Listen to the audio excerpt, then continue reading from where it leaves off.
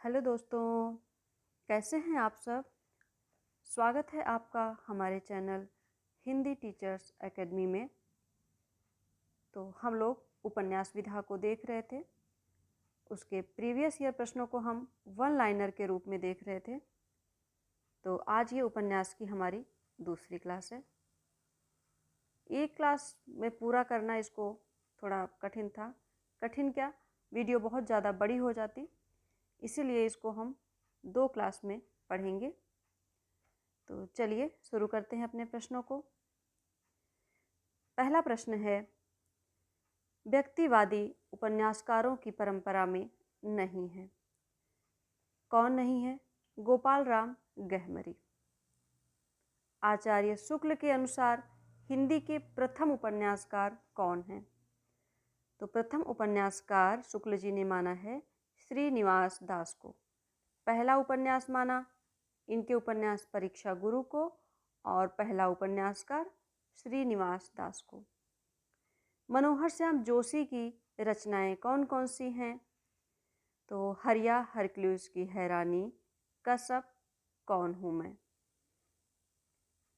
आगे है, प्रेमचंद शताब्दियों से पददलित, अपमानित और उपेक्षित कृषकों की आवाज़ थे। प्रेमचंद के संबंध में ये कथन किसका है? तो ये कथन है आचार्य हजारी प्रसाद द्विवेदी का। सही सुमेलित करना है उपन्यास और उनके पात्रों को। तो सुनीता उपन्यास के पात्र कौन कौन से हैं? सुनीता है, श्रीकांत है, हरिप्रसन्न है और सत्या है। नदी के द्वीप जो अज्ञे का उपन्यास है, इसके पात्र हैं भुवन, गौरा, रेखा और चंद्रमोहन। दादा कामरेड ये उपन्यास है। दादा कामरेड इस उपन्यास के पात्र हैं हरीश, शैला, यशोदा, अख्तर और रॉबर्ट। अनामदास का पोथा जो हजारी प्रसाद द्विवेदी का उपन्यास है, इसके पात्र हैं जाबाला, रितंभरा, रिजुका और रैक्व। अगला प्रश्न है, दिल्ली शहर के रईस की कथा किस उपन्यास में है? तो दिल्ली शहर के रईस की कथा है परीक्षा गुरु में। आजकल जिसे लिव इन रिलेशनशिप कहा जाता है, उस व्यवस्था का संकेत प्रेमचंद के किस उपन्यास में मिलता है? तो वो मिलता है गोदान में।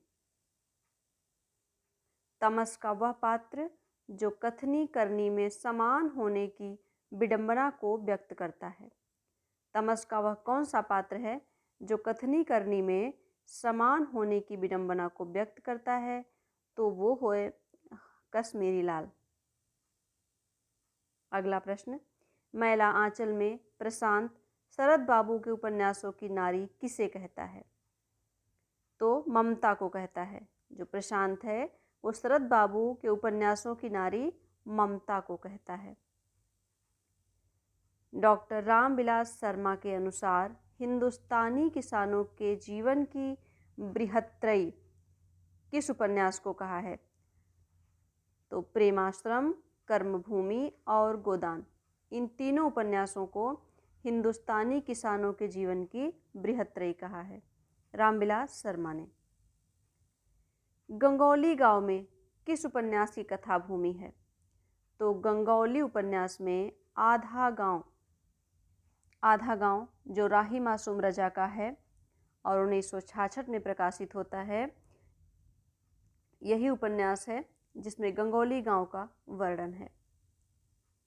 गरीबी और जहालत इस रोग के 2 कीटाणु हैं। मैला आंचल में यह वाक्य कौन कहता है? तो यह कहता है प्रशांत। लज्जाराम शर्मा का उपन्यास कौन सा है? आदर्श हिंदू। आदर्श हिंदू का प्रकाशन कब होता है? 1914 ईस्वी में।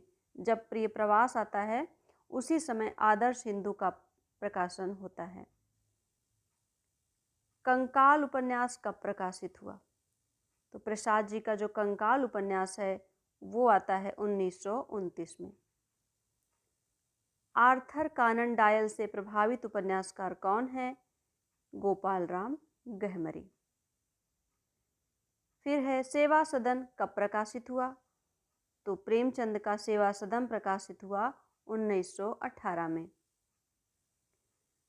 फ्रायड के मनोविज्ञान से प्रभावित उपन्यासकार कौन है? तो फ्रायड के मनोविज्ञान से प्रभावित हैं अज्ञे। देवकीनंदन खत्री का उपन्यास अनूठी बेगम कब प्रकाशित हुआ? अनूठी बेगम प्रकाशित हुआ 1905 ईस्वी में। पाप और पुण्य की मीमांसा में लिखा गया उपन्यास कौन सा है? तो पाप और पुण्य की मीमांसा में लिखा गया उपन्यास है चित्रलेखा, भगवती चरण वर्मा का चित्रलेखा उपन्यास। प्रकाशन वर्ष क्या है? 1934 ईस्वी। आगे है परीक्षा गुरु, ये उपन्यास किसने लिखा है? तो ये तो लिखा है लाला श्रीनिवास दास ने। मैला आंचल, ये मूलतः कैसा उपन्यास है? तो ये है आंचलिक उपन्यास। विभाजन पर केंद्रित उपन्यास तमस के रचयिता कौन है? तमस के रचयिता हैं भीष्म साहनी जी। गबन उपन्यास की नायिका कौन है? तो गबन उपन्यास की नायिका है जालपा। जालपा है, रामनाथ हैं, ये सब गबन उपन्यास के पात्र हैं। 12 उपन्यास किसने लिखे हैं? तो कुल 12 उपन्यास लिखे हैं प्रेमचंद जी ने। हिंदी में नारी मनोविश्लेषणात्मक चित्रण करने वाले कथाकार कौन हैं? जैनेन्द्र जी हैं। अगला प्रश्न है मुख्यतः दलित वर्ग का चित्रण प्रेमचंद के किस उपन्यास में किया गया है? तो मुख्यतः दलित वर्ग का चित्रण प्रेमचंद के कर्मभूमि में किया गया है। हिंदी के ऐतिहासिक उपन्यासकार कौन हैं? तो ऐतिहासिक उपन्यासकार हैं वृंदावन लाल वर्मा। रंगभूमि उपन्यास किससे प्रभावित है? रंगभूमि उपन्यास गांधीवादी दर्शन से प्रभावित है। सही सुमेलित करना है उपन्यास और उपन्यासकार। अंधेरे बंद कमरे, जिंदगी नामा, बलचनमा, सूरज का 7वां घोड़ा। तो अंधेरे बंद कमरे जो 1961 में आता है, इसके उपन्यासकार कौन हैं? तो मोहन राकेश हैं। जिंदगी नामा 1979 में आता है, इसके लेखक कौन है? कृष्णा सोबती हैं। फिर है बलचनमा, बलचनमा जो 1952 में आता है, इसके उपन्यासकार हैं नागार्जुन। सूरज का 7वां घोड़ा, इसका प्रकाशन वर्ष है 1952 और उपन्यासकार धर्मवीर भारती। फिर सही सुमेलित करना है। कृतियां हैं और कृतिकार हैं। चित्रलेखा किसका है? भगवती चरण वर्मा का। कब तक पुकारूं, रांगे राघव का। परती परिकथा रेणु जी का। मानस का हंस अमृतलाल नागर का। गोदान उपन्यास को गद्य में प्रस्तुत महाकाव्य कहा जाता है क्योंकि उसमें पहला भारतीय जनजीवन का यथार्थ चित्रण है, दूसरा सामान्य आदमी की अच्छाइयों की विवेचना है, तीसरा भारतीय संस्कारों का सूक्ष्म अभिनिवेश है। यशपाल के झूठा सच उपन्यास की लोकप्रियता का क्या कारण है? तो झूठा सच उपन्यास की लोकप्रियता का कारण ये है कि उसमें भारत विभाजन की वेदना का यथार्थ प्रस्तुत किया गया है। बाणभट्ट की आत्मकथा सबसे पहले किस पत्रिका में प्रकाशित हुई? तो बाणभट्ट की आत्मकथा जो उपन्यास है ये प्रकाशित हुआ विशाल भारत पत्रिका में। फिर एक कथन है, बताना है किसका है? तो स्त्री की सफलता पुरुष को बांधने में है किंतु सार्थकता पुरुष की मुक्ति में है। बाणभट्ट की आत्मकथा में यह कथन किस पात्र का है? तो स्त्री की सफलता पुरुष को बांधने में है, ये कहती है महामाया भैरवी। बाणभट्ट की आत्मकथा एक है। कैसी है, कैसा उपन्यास है? तो जीवन मूल्यों पर आधारित उदात्त प्रेम कथा पर आधारित है। गोदान का जो गोबर है वो किस वर्ग का प्रतिनिधित्व करता है? तो गोदान में जो गोबर पात्र है वह रूढ़ी विरोधी नई पीढ़ी के किसान युवक का प्रतिनिधित्व करता है। बताना है कि गोदान का वह कौन सा पात्र है जो प्रेमचंद के प्रगतिशील विचारों का वाहक माना जाता है? तो वो है प्रोफेसर मेहता। हिंदी साहित्य का सबसे नया और शक्तिशाली रूप किस विधा में प्रकट हुआ है? तो वो प्रकट हुआ है उपन्यास में। सबसे नया और शक्तिशाली रूप उपन्यास विधा में प्रकट हुआ है। विवाह को मैं सामाजिक समझौता समझता हूँ और उसे तोड़ने का अधिकार न पुरुष को है न स्त्री को। समझौता करने से पहले आप स्वाधीन हैं, समझौता हो जाने के बाद आपके हाथ कट जाते हैं। गोदान में यह कथन कौन कहता है? तो यह कथन गोदान में कहते हैं प्रोफेसर मेहता। वही कहते हैं कि विवाह को मैं सामाजिक समझौता समझता हूँ। फिर बताना है लाल चीन उपन्यास के लेखक का नाम क्या है? तो वो है ब्रजनंदन सहाय। बावन दास, ये बावन दास किस उपन्यास का प्रमुख पात्र है? तो ये है मैला आंचल का। मैं इस सिद्धांत का समर्थक हूँ कि संसार में छोटे बड़े हमेशा रहेंगे और उन्हें हमेशा रहना चाहिए। इसे मिटाने की चेष्टा करना मानव जाति के सर्वनाश का कारण होगा। यह कथन गोदान में कौन कहता है? तो यह कथन स्वयं लेखक का है। प्रेमचंद जी ने ये कथन स्वयं कहा है। अगला है गांधी जी के दक्षिण अफ्रीकी जीवन पर आधारित उपन्यास कौन सा है? पहला गिरमिटिया। पहला गिरमिटिया जो गिरिराज किशोर का उपन्यास है, इसको व्यास सम्मान मिला है। कब मिलता है व्यास सम्मान? सन 2000 ईस्वी में पहला गिरमिटिया पर व्यास सम्मान मिला गिरिराज किशोर को, और इसमें गांधी जी के दक्षिण अफ्रीका जीवन पर आधारित है। ये प्रेमचंद जी ने पहला उपन्यास लिखा था, कौन सा? सेवा सदन। प्रेमचंद युग कहने का आधार क्या है? उपन्यास ही इसका आधार है। उपन्यास के आधार पर ही इस युग को प्रेमचंद युग कहा गया। आगे है परख और त्यागपत्र उपन्यासों के लेखक कौन है? तो परख और त्यागपत्र लिखा जैनेन्द्र ने। भीष्म साहनी द्वारा रचित उपन्यास कौन सा है? मैयादास की माड़ी। उपन्यास विधा की रचना कौन सी है? लवंग लता है। किशोरीलाल गोस्वामी का उपन्यास है लवंग लता। शेष यात्रा की लेखिका कौन है?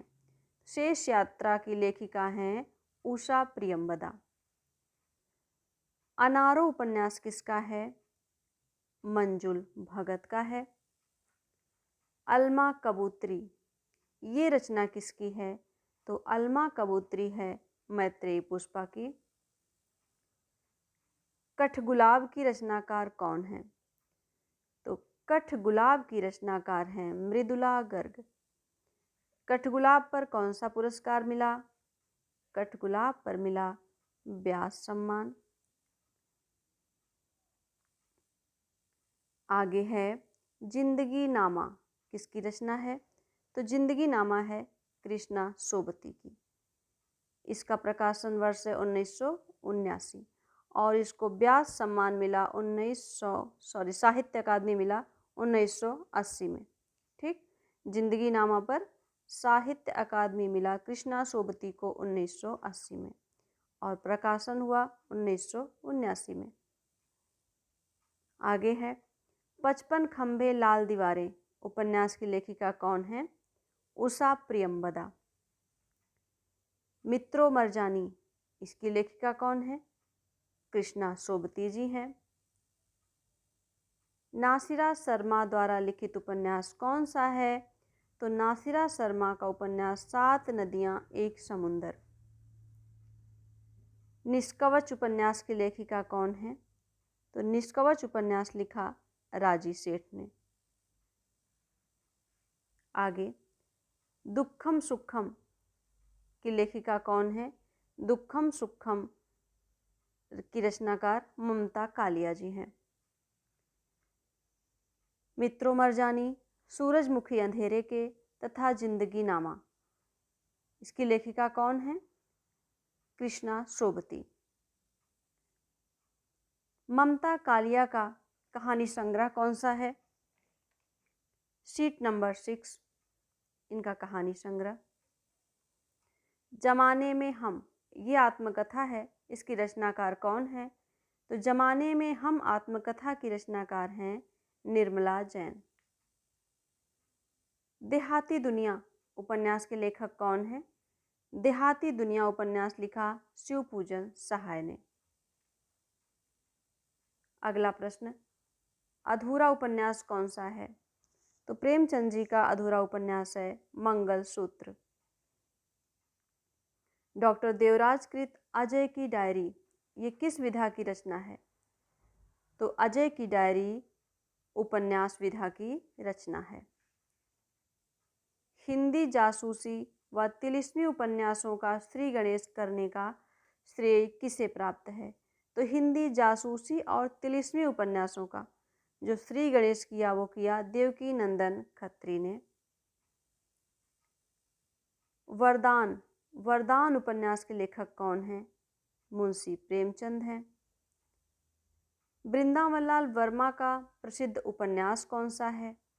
तो वृंदावन लाल वर्मा का प्रसिद्ध उपन्यास है मृगनयनी। सूरज किरण की छाँव आंचलिक उपन्यास है ये। सूरज किरण की छाँव आंचलिक उपन्यास के लेखक कौन हैं? राजेंद्र अवस्थी जी हैं। तमस उपन्यास का धारावाहिक प्रसारण किस पर हुआ था? तो तमस उपन्यास का धारावाहिक प्रसारण जो हुआ था वो दूरदर्शन पर हुआ। मैला आंचल का वह पात्र जो हमेशा सुपारी चबाता रहता है, कौन सा पात्र है मैला आंचल का जो हमेशा सुपारी चबाता रहता है? तो वो है भगवान भगत। मैला आंचल में किसका सफल चित्रण हुआ है? तो मैला आंचल में जो सफल चित्रण हुआ है वो है ग्राम जीवन में घटित होने वाले राजनीतिक, आर्थिक परिवर्तन और सामाजिक संबंध।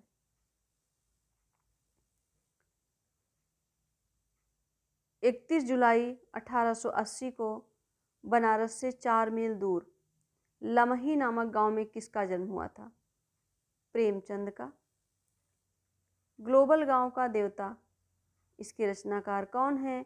तो ग्लोबल गांव का देवता जो उपन्यास है वो लिखा रणेंद्र ने। चंद हसीनों के खतूत, ये उपन्यास किसने लिखा? तो चंद हसीनों के खतूत पांडे बेचन शर्मा उग्र का है। परती परिकथा उपन्यास के लेखक कौन है? परती परिकथा उपन्यास के लेखक रेणु जी हैं, फणीश्वर नाथ रेणु। बंगाल के अकाल पर आधारित उपन्यास कौन सा है? बंगाल के अकाल पर आधारित है विषाद मठ। धरती धन्ना अपना उपन्यास के लेखक कौन है? तो धरती धन्ना अपना जो दलित जीवन पर आधारित है, इस उपन्यास के लेखक हैं जगदीश चंद्र। और धरती धन्ना अपना इसका प्रकाशन वर्ष है 1972। अमरकांत प्रेमचंद के किस उपन्यास का पात्र है? तो अमरकांत जो है वो कर्मभूमि उपन्यास का पात्र है। फणीश्वरनाथ रेणु की रचना मैला आंचल का पात्र कौन है? मैला आंचल का जो मुख्य पात्र है वो डॉक्टर प्रशांत है। चतुर्सेन शास्त्री के उपन्यासों के संदर्भ में अक्सर किस रस की चर्चा की जाती है? तो चतुर्सेन शास्त्री के उपन्यासों में अक्सर इतिहास रस की चर्चा की जाती है। हिंदी में नॉवेल के अर्थ में उपन्यास पद का सबसे पहले प्रयोग किसने किया? तो नॉवेल के अर्थ में उपन्यास पद का पहला प्रयोग भारतेंदु हरिश्चंद्र जी ने किया। आगे है सर्वमुख नहीं सर्वसुख है नामक अग्रवाल बनिया की कथा किस उपन्यास में उल्लिखित है? तो वो है देवरानी जेठानी की कहानी उपन्यास में। तलाकशुदा माता पिता की संतान की मानसिकता पर आधारित उपन्यास कौन सा है? तो तलाकशुदा माता पिता की संतान की मानसिकता पर आधारित है आपका बंटी। भीष्म साहनी कृत तमस उपन्यास का कथानक किस पर केंद्रित है? तो जो तमस उपन्यास का कथानक है वो विभाजन की त्रासदी और सांप्रदायिक विद्वेष विषयों पर केंद्रित है। किस पर? विभाजन की त्रासदी और सांप्रदायिक विद्वेष विषयों पर। अफ्रीका में रंगभेद तथा उपनिवेशवादियों की स्थानीय और भारतीय मूल के निवासियों के प्रति घृणा और क्रूरता का मार्मिक चित्रण किया गया है। किसमें? तो ये किया गया है पहला गिरमिटिया उपन्यास में। दलित जीवन पर आधारित उपन्यास कौन सा है? तो धरती धन्ना अपना। और यथा प्रस्तावित जो गिरिराज किशोर का है ये भी दलित जीवन पर ही आधारित है। देश विभाजन के प्रसंग पर आधारित उपन्यास कौन सा है? तो देश विभाजन के प्रसंग पर आधारित है झूठा सच, तमस और कितने पाकिस्तान। ये तीनों देश विभाजन के प्रसंग पर आधारित हैं। मुरारी और नरगिस के प्रेम पर आधारित उपन्यास कौन सा है? तो मुरारी और नरगिस के प्रेम पर आधारित है चंद हसीनों के खतूत। किसका उपन्यास है? उग्र जी का है, चंद हसीनों के खतूत। तमस उपन्यास में सांप्रदायिक भावना के निर्माण में सहायक नहीं है। क्या सहायक नहीं है? विभिन्न संप्रदायों का एक स्थान पर वास।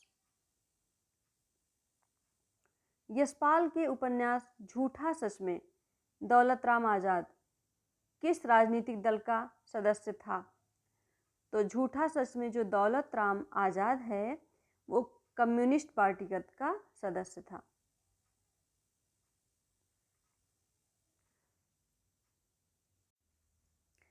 आगे है अगर प्रेम खूंखार शेर है तो मैं उससे दूर ही रहूंगी।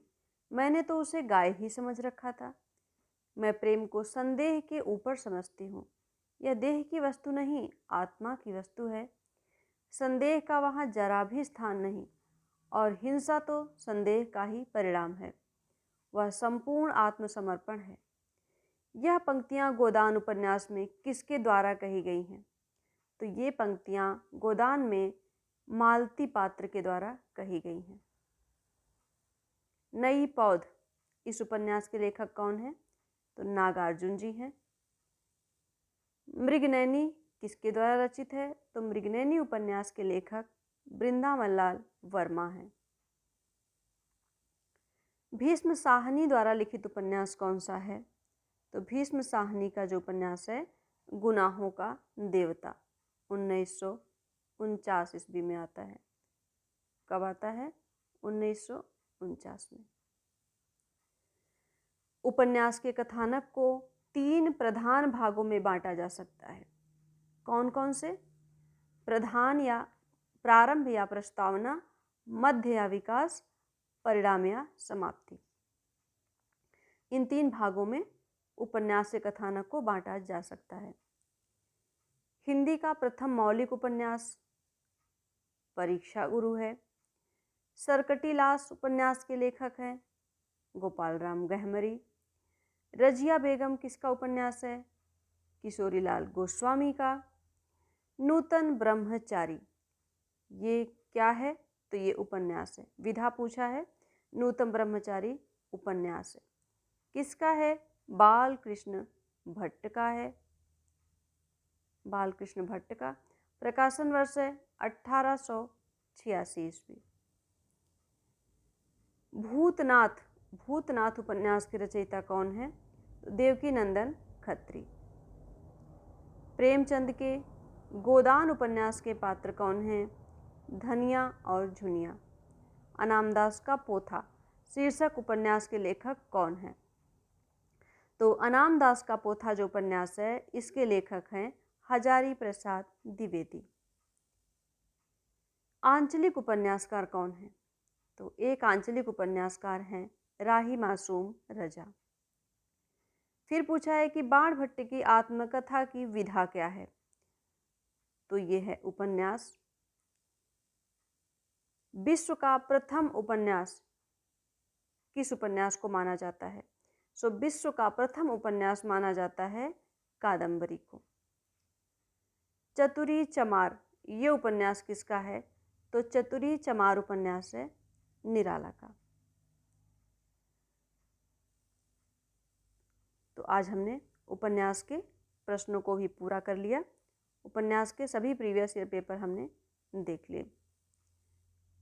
जो प्रीवियस के क्वेश्चन थे वो हमने देखे। अब इसके आगे अगली विधा होगी हमारी कहानी। अब हम कहानी विधा के प्रश्नों को अगली क्लास में देखेंगे। तो क्लास कैसी लगी कमेंट में ज़रूर बताएंगे और क्लास को शेयर भी करेंगे। ठीक, लाइक और शेयर भी कर देंगे। अब मिलते हैं आपको अगली क्लास में कहानी विधा के साथ। क्लास को देखने के लिए आपका बहुत बहुत धन्यवाद।